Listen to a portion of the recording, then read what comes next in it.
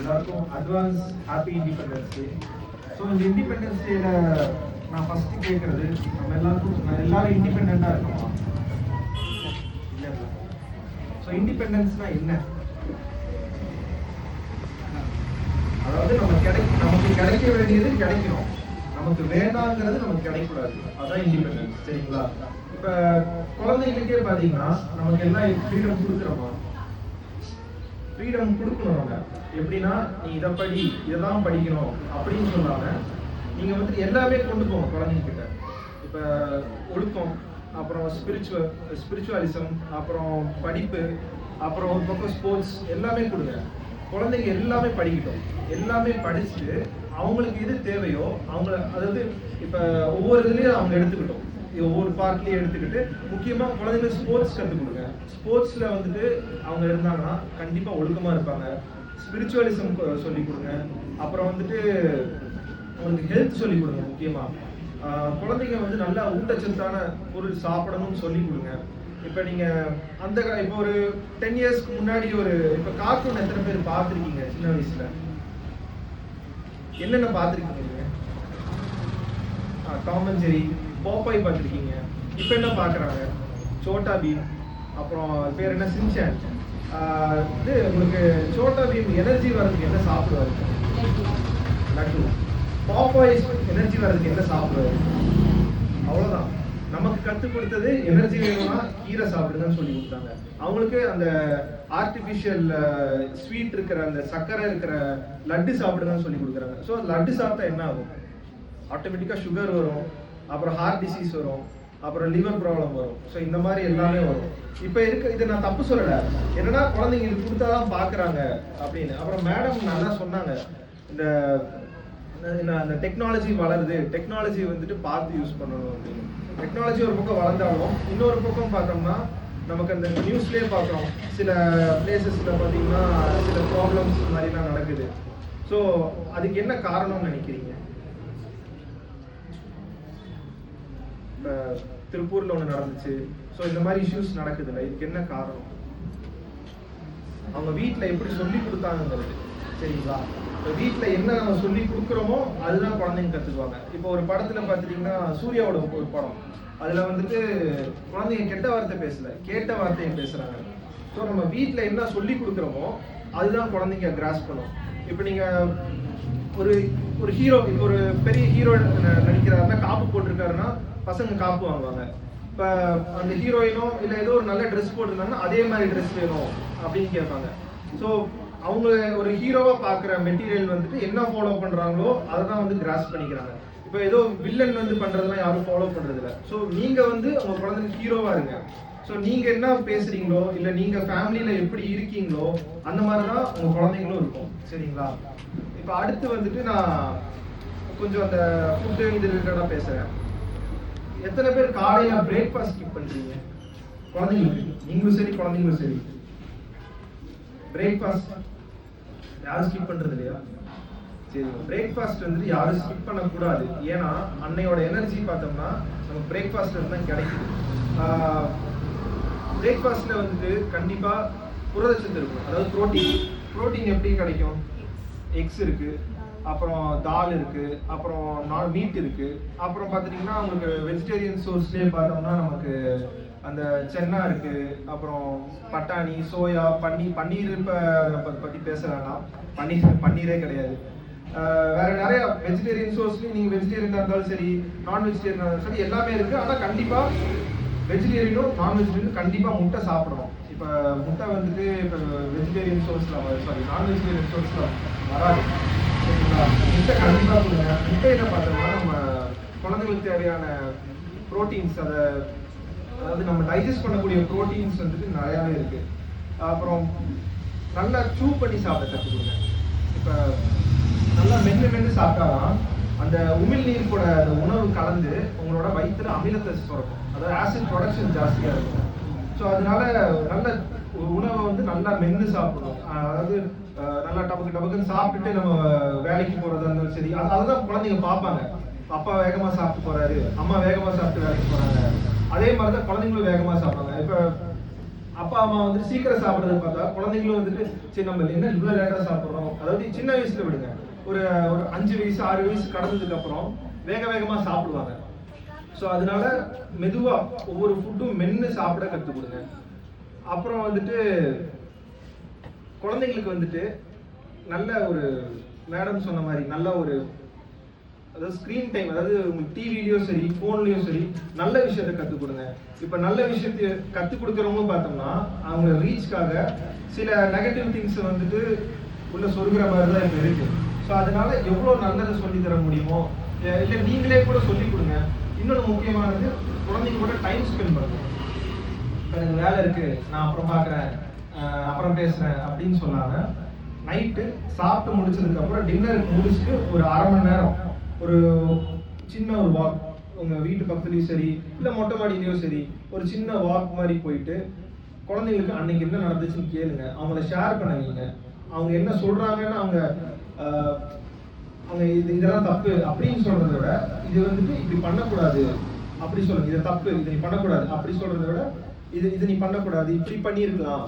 So அந்த மாதிரி நீங்கள் வந்து பாசிட்டிவாக, அதாவது எடுத்தோன்னே நெகட்டிவாக ஃபஸ்ட் சொன்னீங்கன்னா அடுத்த வார்த்தை அவங்க சொல்ல மாட்டாங்க. இப்போ அடுத்த விஷயம் ஒன்று பெருசாக சொல்ல வரலாம்னு நினைப்பாங்க, அது சொல்ல மாட்டாங்க. ஸோ ஃபஸ்ட்டு பாசிட்டிவாக ஆரம்பிச்சுட்டு இல்லை ஃபஸ்ட்டு ஃபுல்லாக அவங்க பேசுகிறத கேட்டு அப்புறமா நீங்கள் வந்துட்டு இதை பண்ணியிருக்கலாம், இப்படி மாற்றிருக்கலாம், அந்த மாதிரி சொல்லி கொடுக்கலாம். அப்புறம் வந்துட்டு டின்னர் வந்துட்டு கண்டிப்பாக வந்துட்டு குழந்தைங்க லைட்டாக தான் சாப்பிடணும். அவங்களுக்கு டைஜஷன் வந்து ப்ராப்பராக இருக்கணும்னா கண்டிப்பாக லைட்டாக தான் சாப்பிடணும். அப்புறம் வந்துட்டு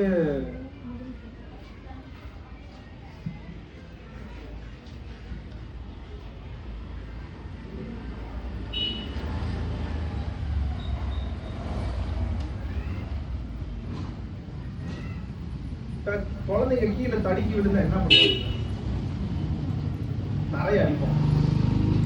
நிறைய அடிச்சு சரி நீ தள்ளி விடுவியா அப்படின்னு நம்ம கேட்போம். ஸோ இது நம்ம அவனுக்கு என்ன வளரும்னா அடுத்த இப்போ ஒரு பெருசாகிட்டாங்கனாலே அடுத்தவங்க பிளேம் பண்ணுறதுக்கு வந்துட்டு ஒரு ஒரு சோர்ஸாக வந்துடும். ஸோ குழந்தைங்க தடுக்கி விழுந்தாங்களா எந்திரிக்க சொல்லுங்க. நீங்கள் அதாவது காயம் பெருசாக இருந்துச்சுன்னா வேணா தூக்கி விடுங்க. மற்றபடி சும்மா சாதாரணமாக தடுக்கி விழுந்தா எந்திரிக்க சொல்லுங்க. அப்போதான் வந்துட்டு லைஃப்ல இருந்துட்டு பெருசாக வரும்போது அவங்க வந்துட்டு சின்ன ஒரு சர்க்கிள் பார்த்தாலே அவங்களுக்கு எந்திரிக்கணுங்கிற ஒரு மோட்டிவேஷன் வரும். இப்போ எல்லாமே நீங்கள் வந்துட்டு தூக்கி விட்டு பண்ணோம்னா அவங்களுக்கு வந்து பெருசாக வந்து அந்த மோட்டிவேஷன் மாதிரி இருக்காது. அப்புறம் அடுத்து என்ன சொல்ல வந்து அப்படின்னு நினைக்கிறேன்னா கரெக்டான ஃபுட்டாக கொடுக்கணும். இப்போ இந்த நீங்கள் பிஸ்கட் சாப்பிடுவீங்க குழந்தைங்க, இப்போ குழந்தைங்க முன்னாடி பிஸ்கட் சாப்பிட்றது அதெல்லாம் வந்து மேஜராக தடுத்துடுங்க. ஏன்னா நீங்கள் என்ன ப்ராடக்ட் வாங்குறீங்களோ அதோட இன்க்ரீடியன்ஸ் பின்னாடி நமக்கு என்னென்ன சேர்த்துருக்காங்கன்னு இருக்கும். அதை கண்டிப்பாக பாருங்கள். அதில் ப்ரோட்டீன் எவ்வளோ இருக்குது, அப்புறம் அதில் ஃபேட் கண்டென்ட் எவ்வளோ இருக்குது, அதாவது டிரான்ஸ்ஃபேட்னு சொல்லுவாங்க. அந்த டிரான்ஸ்ஃபேட்னா ஒன்றும் இல்லை. இப்போ நார்மல் டெம்பரேச்சரில் வந்துட்டு லிக்விட் அது சாலிடாக இருக்கும். ஹீட் பண்ணிங்கன்னா லிக்விடாக மாறும். எக்ஸாம்பிள் நெய், பட்டரு, அப்புறம் சீஸு, இதெல்லாம் வந்துட்டு குழந்தைங்களுக்கு கம்மியாக கொடுங்க. கொடுக்க வேணாம்னு சொல்ல, அளவு கம்மியாக கொடுங்க. அப்புறம் வந்துட்டு சில இப்போ நீங்கள் லேஸோ சரி பிஸ்கட்டோ சரி எதில் பார்த்தீங்கன்னாலுமே பின்னாடி இன்க்ரீடியன்ஸில் ஃபஸ்ட்டு மால்டோ டெக்ஸ்ட்ரின்னு போட்டிருக்கோம், இல்லைன்னா டெக்ஸ்ட்ரின்னு போட்டிருக்கோம். இந்த டெக்ஸ்ட்ரின் இல்லைன்னா மால்டோ டெக்ஸ்ட்ரின் இருக்கிறத கண்டிப்பாக கொடுக்கவே கூடாது. ஏன்னா அதெல்லாம் வந்துட்டு இன்விசிபிள் சுகர். இன்விசிபிள் சுகர் எடுத்தோம்னா நமக்கு இன்விசிபிள் சுகர்னால் ஒன்றும் இல்லை. இப்போ நீங்கள் பிஸ்கட்டோ இல்லை உங்களுக்கு அந்த ஸ்வீட் ஐட்டம்ஸ் சாப்பிட்டா மட்டும் சக்கரை இல்லை. இப்போ இந்த காரமாக இருக்கிற அந்த பேக்டு ஃபுட்டு, குக்குரேலும் சரி பிங்கோ சரி சீட்டோஸ் எல்லாத்தையும் பார்த்தீங்கன்னா இன்விசிபிள் சுகர் தான் இருக்கும். அதாவது அது ஒரு சக்கரை தான்.